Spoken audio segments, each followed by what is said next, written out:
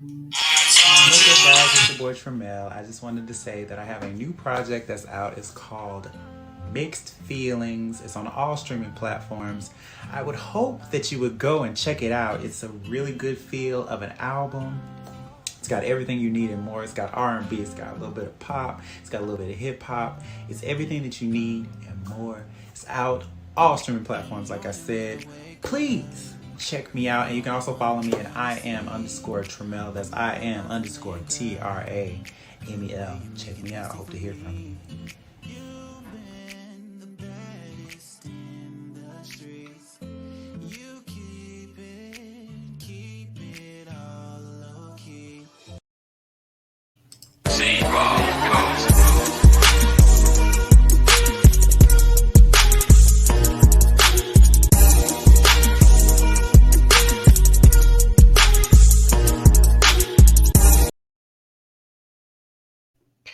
And what's good? What's good? What's good? What's good? What's good? What's good, everybody? This be your boy Scotty by Nature TV, and we're here for a brand new episode of Yes for the Mess, y'all. We're here to talk about a couple of things this afternoon. Okay, you already know. So I know a lot of y'all are getting off of work, y'all driving home, y'all in that traffic, y'all doing y'all thug thizzle, y'all done had a long day, and y'all ready for a little bit of gossip, and that's what we're here to do. Do a little bit of gossip, all right? Now, before we get into the gossip of the day, let's talk about what we got coming up, okay? Now, let's talk about it. Now, on Tuesday, which is the Whether You Like It or Not reality TV panel, we will be over on Josiah's World TV's channel. All right. So be sure to tune in on Tuesday night at 9:15 Eastern Time, right over there on Josiah's World TV.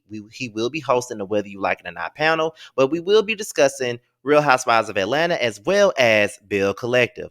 Also, tune in next Friday for Boys Night Out. We will be returning for our fourth episode of the season, so be on the lookout for that next Friday. And on Wednesday will be Roast and Review.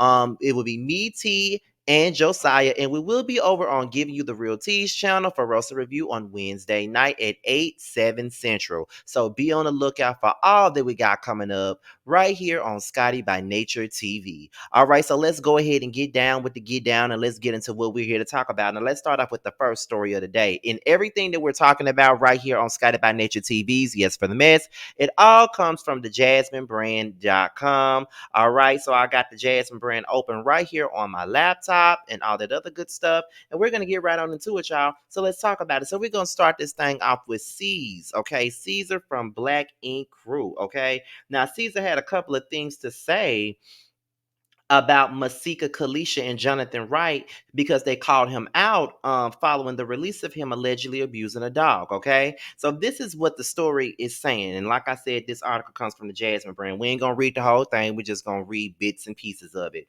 So apparently, Cesar Emmanuel is tired of people throwing stones but living in a glass house.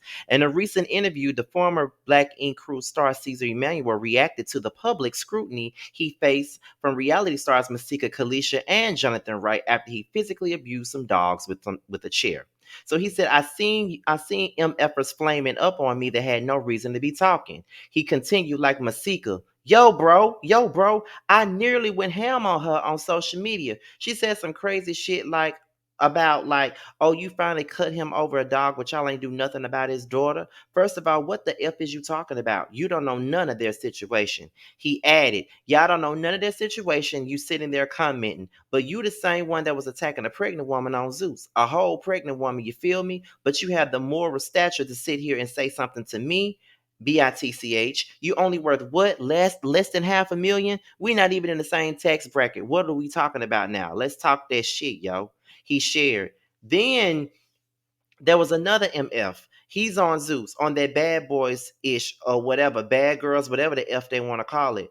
Mother effer want to talk ish. This mother effer was hitting on the mother effer with the fold up chair, but he want to sit here and talk about the dog situation. I'm sitting here looking at MFers. Yo, my record is way cleaner than you mother effers, but y'all niggas in here trying to air me out. What have y'all ever done for the culture?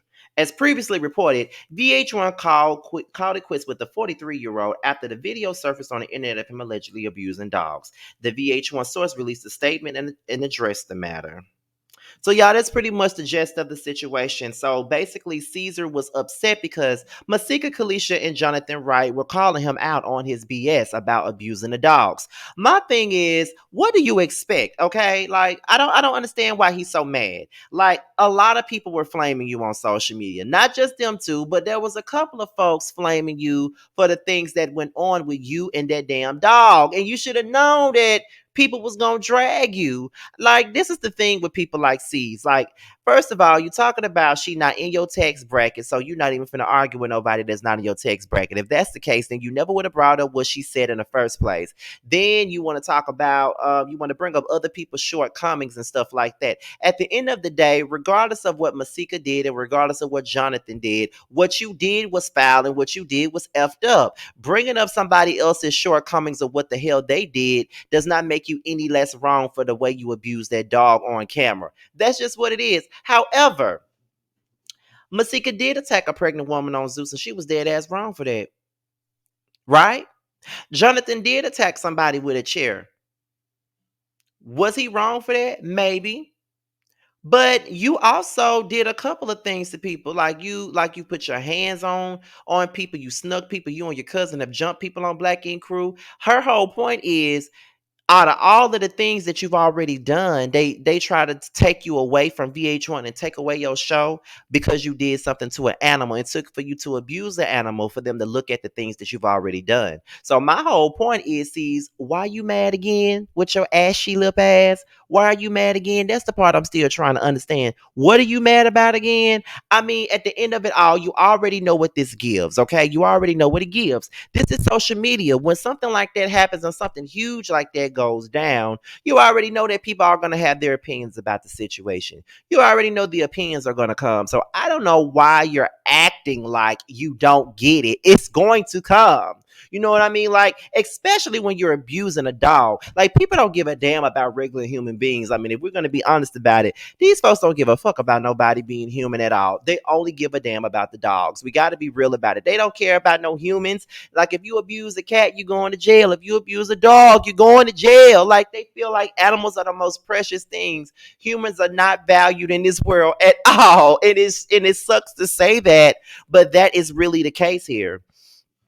And then you sitting up here calling Masika all kinds of bitches and shit like that, as if that really, you know, as if that helps your case in this situation, because it don't. I mean, you really got mad because she brought up the shit about your daughter, and she didn't really tell no lies when she brought up your daughter in this situation, because at the end of it all, like, you could have been fired for the shit you did to your daughter that was all over social media.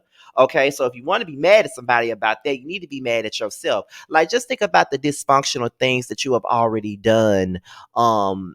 With this, with the stuff that's been going, you know what I'm saying? Like, you've done a lot of foul stuff, and then you want to get all upset and get all up in your feelings and get your boxer briefs in the bunch. I don't know if you wear boxer briefs or not. I mean, I know that I do, but but you want to get your boxers in a bunch because Masika, said something, and we already know Masika always running her mouth about something, whether we agree with her or not. She always got an opinion, right? Right.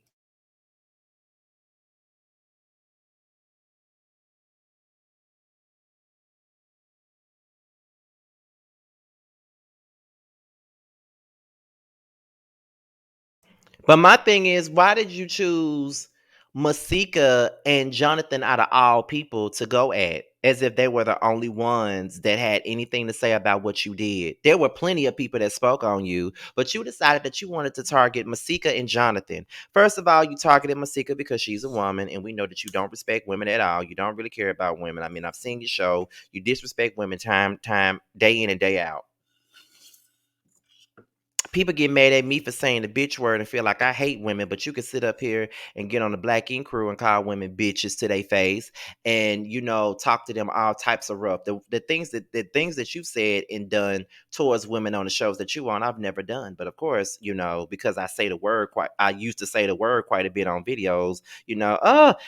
I'm questioning myself as an ally, and I'm doing this and I'm doing that. But I ain't never did nothing, none of the shit that Caesar has done, never done honey. And I don't do that shit in real life either.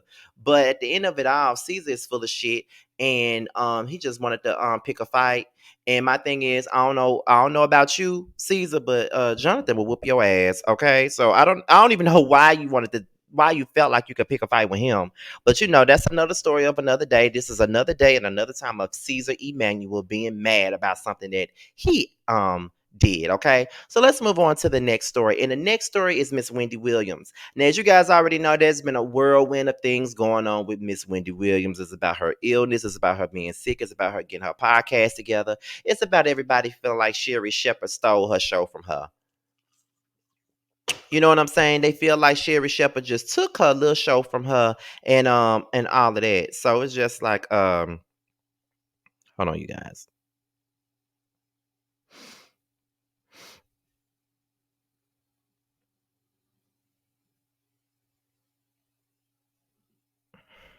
So but yeah, what was I saying? Okay, but yeah, so it's a lot been going on with Wendy Williams. We don't know what's going on with her. Like, it's been a lot going on. Folks were saying she had dementia. It was just all types of different things. Her accounts was frozen. She couldn't get to her money. We just don't know what's going on with Wendy. But as of right now, they say that Wendy Williams, according to the Jasmine brand, has checked into a wellness facility. So we're gonna go ahead and look at that now. They said that Wendy Williams, and this comes from the Jasmine brand, of course, has reportedly entered a wellness facility seeking help to manage her overall health issues. Her publicist has said that she has taken some time to focus on her health and her wellness as she prepares for a major comeback for the next level in her career with the Wendy Williams Experience podcast. The rep adds, Miss Williams is being treated by a team of some of the best doctors in the world, and we ask for your prayers and well wishes at this particular time. Okay, so that's really all we got for the story with Wendy Williams in the wellness facility. All I can say about that situation is I'm glad that she's gone somewhere to make sure that her health is right. She's taking the proper precautions for that, because this lady is trying to make a damn comeback. Okay, like Wendy is trying to make a comeback. She no longer has her television show. They've given a television show to both. Sherry Shepherd and not Holiday, Jennifer Hudson. They've both giving them both talk shows, and Wendy Williams is now going into the podcast lane. And to be quite honest, I don't think that's a bad thing. I really don't. I don't think that's a bad thing for Wendy at all. I think that the podcast lane is a very good move for her, because I do feel like when she got on the I do think that when she got um cut no, when she got on network television, when she got to be on daytime TV, I do feel like once she did that, she had to water herself down for the masses and not be too raw or rugged as she once was. But so with that being said, with her going to the podcast, she can go right back to how she was in the radio days. Like, she could do the shit, because if you really want to be real about it, Tasha K is only doing what Wendy used to do when she was on the radio. I mean, let's just be honest. I know a lot of people don't want to make the comparisons, but I mean, I do see why people would compare the two, because Wendy was something else with herself back in the day. Y'all know that. Like, Wendy was something else with herself. Anytime you had Monica hanging up on your face during the interview, anytime you got Whitney Houston cussing you out on the radio, anytime you got Total waiting outside of Hot 97 for you to come out so they can whoop your ass, you have done a whole lot. So yeah, I do think that the podcast is a pretty decent move for Miss Wendy Williams. I think that would be good for her. I think she should do it. I think she should go back to what made her who she is, and that's the raw, rugged shit. You know what I'm saying? Like, you got people like Tasha K and you got people like Kaya doing that right now. So if Wendy gets into that, I think that'll be good for her. I subscribe to it. I'm already, I'm getting more and more into podcasts, because I do listen to Carlos King's podcast. I do listen to the podcast that Chuck Harmony and Claude Kelly got. I listen to their podcast. Like, I enjoy these podcasts now, and there was a stage and a time when Jamar and I was trying to get a podcast. So podcasts are hot right now. You know what I mean? And of course, I listen to Drink Champs. So yeah, podcasting is everything. Some people prefer podcasts over the radio. So, I don't have no issue with Wendy Williams going to her podcast, but but in order for her to do well with her podcast and everything under the sun, I do think that she's doing the right thing by getting her health under control and getting herself in check so she can go out and do what she needs to do and get that bag, because I know that bag gonna be amazing when she's done. Okay, so shout out to Wendy Williams for checking herself into the wellness faculty and seeing about her health, because we really need to know what's going on, child. We got to get it out. We got to get it out. We got to see what it is. So let's go on to the next story. And the next story is y'all's boy R. Kelly. He's back in the blogs, child. So let's go into the original story, okay? And the original story was like, we were 3 weeks into the case, okay? There's a federal trial going on in Chicago. And R. Kelly told the judge that he won't be taking the stand to testify at all. So on Thursday, which was September the 1st, R. Kelly, he was asked by the U.S. District Judge Harry if he planned on answering any questions under oath in front of the jury. And R. Kelly told the judge that he's not going to testify, right?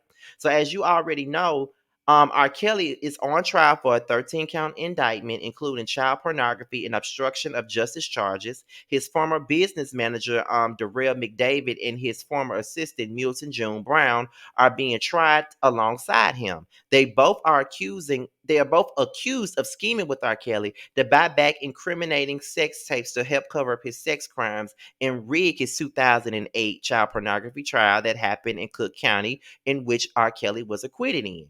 He also didn't take the stand in his 2021 trial in New York, where he was found guilty of sex trafficking and racketeering. Brown will also not take the stand at the federal trial in Chicago, although McDavid has chosen to testify in his own defense. Okay. So then the defense team had called like 5 witnesses on that Thursday after the judge rejected their motion for acquittal. As they started presenting the case, the defense team tried to question the validity of some of the stories brought on by R. Kelly's accusers during the trial. Now there's a Mary Green, y'all, who planned a 1999 expose in McCormick Place took stand. That was where one of Kelly's accusers said that she met the R&B singer. The accuser testifying under Tracy said that she was only 16 when they met and soon began having sex, accusing the singer of sexually abusing her dozens of times. However, Green testified under oath that she was never made aware of R. Kelly's attendance at the expo where Tracy claimed she met him, and she would have been aware of an R&B star of that magnitude. Green testified that when he appeared at the expo in the year 2000, Tracy would have been 17. Reportedly, the witness who spent the longest time on the stage was auto engineer Tom Arnold. He worked for R. Kelly for about 8 years, starting in 2003, and before that, he worked at the Chicago Track Studios, where R. Kelly was recording his music at. Now, Arnold said that it was very normal for him to cash the checks at a bank and handle large amounts of cash for R. Kelly. He said the largest sum was approximately $125,000 in cash. He also testified that he drove for Kelly and that it was common knowledge that the drivers were not supposed to talk to the singer's female guests. Winters took the stand after Arnold. He worked as a personal assistant to R. Kelly's criminal defense attorney in his Cook County case in the 2000s. And Winters said that he viewed multiple VHS tapes of Kelly having sex with different women, but Winters said none of them appeared to be underage. Winters thought that one of the tapes showed Kelly's then wife, not an underage girl, as prosecutors have argued. The judge said that they expect to finish the case next week without fail. Okay, so that was the original story. So then there's an update of this story,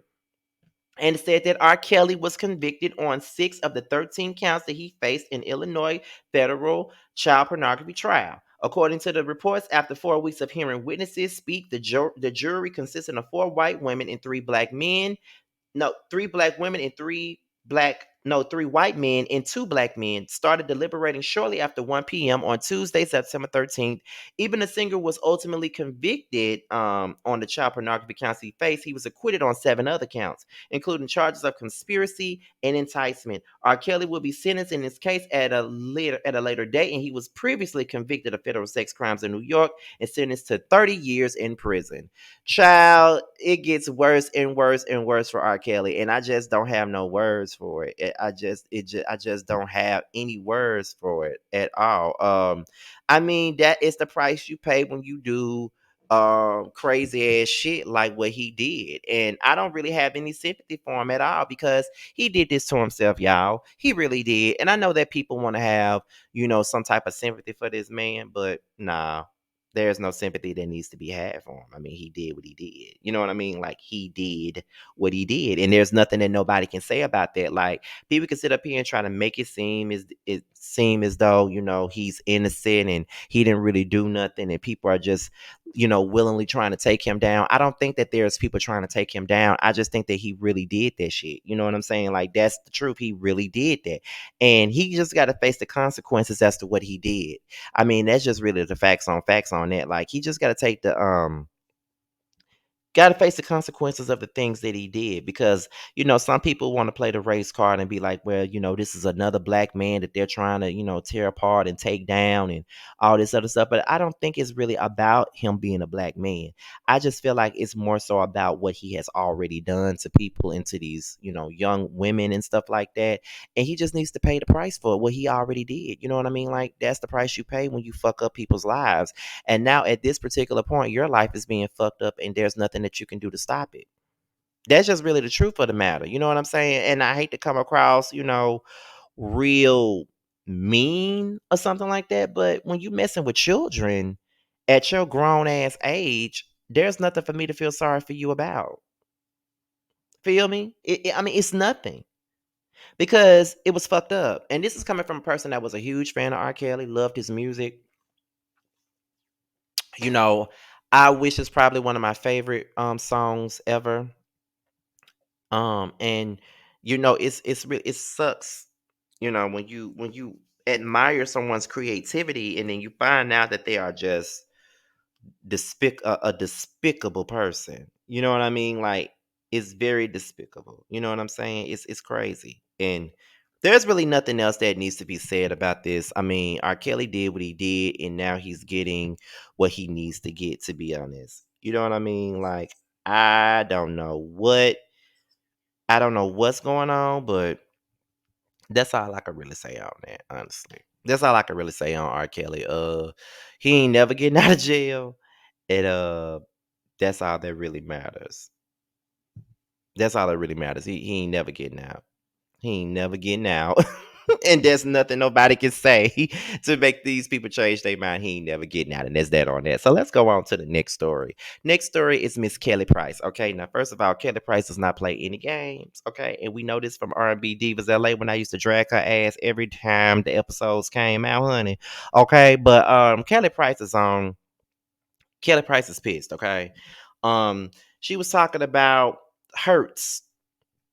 The I think that's the rental car company, Hertz, and they called the police on her over a rental car dispute. And she said, they say, you disrespected me, and I told you I'm sorry, and I told you are an effing rapist, okay? And like I said, every story that I've talked about, it all comes from the jasminebrand.com, and this also comes from the Jasmine brand, okay? Now, the story basically says that police were contacted amid Kelly Price's attempt to rent a vehicle so she can go to the beach with her husband. All Kelly wanted to do was go to the beach, and y'all want to play these games. But on Wednesday, September the 13th, Kelly Price took the Instagram to the live stream at a Hertz car rental location, seemingly refusing to rent her a vehicle. Now, Kelly Price said she got into a dispute with the employee after he disrespected her, called the police, and refused to rent a rental. During the live stream, Kelly Price said, y'all, now I got to read these quotes. She said, this person is calling the cops on me right now. I'm at Hertz to pick up a car. The employee interrupted and said, as I told you guys, you're not allowed to film. The Queens native said, yeah, I'm not allowed to film. The cops say the same thing, so why you're calling them, please? Kelly continued, so this gentleman is waiting for 911. I came in to pick up my car and he's talking to me like I'm stupid. So when I questioned why he was talking to me like that, he then had a problem with it and told me that either I give him my ID or I can leave and not get the car. And that's how it works in this country. She then elaborated on the incident and said he had already spoken to me with tone before I even got here. When I walked into the door, he's talking to me like I'm crazy. So when I asked him why he's speaking in the tone to me, he's talking to me in, he decided that he wasn't going to rent me my vehicle. Why am I in the back of this building? I just thought about it. It's always an issue with this company. Kelly shared, so he's the one calling the cops anyway. Maybe I might have actually broken the law, because coming in to get a car was not breaking one, and telling him not to talk to me like I'm stupid wasn't breaking the law either. If Hertz wants to write me a check, y'all almost wrote me one last year, you might want to check it out. Now, y'all, according to reports, last May, the singer accused the company of failing to close out her rental agreement 10 days after she returned a 24-hour rental. The company then accused her of having possession of the car and threatening to call authorities on her for fraud. While she continued on the live stream, the employee tells the police, I have a customer here that's making a disturbance in our office, and she repeatedly used profanity. Kelly interrupted and said, no, no, no, no, no, not repeatedly, and your taste would show that you're a liar. You disrespected me, and I told you you a effing rapist. Not rapist. You an effing racist. I'm sorry. Not repeatedly. I said it one time, and I meant it. I meant it.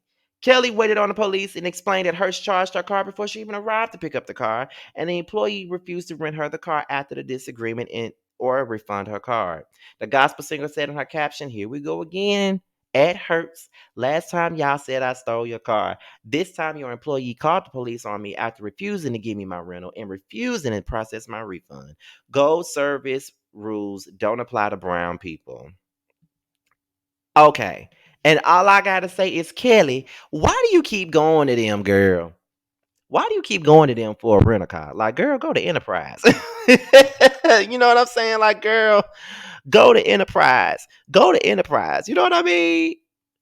Go to Enterprise for you a damn car. You know what I'm saying? Because, girl, you and Hurst are not getting along, baby. Y'all are not getting along, child. Y'all need to find a way to get to this shit, because the way this shit is going down, it don't need to be going down. You know what I'm saying? Like, girl.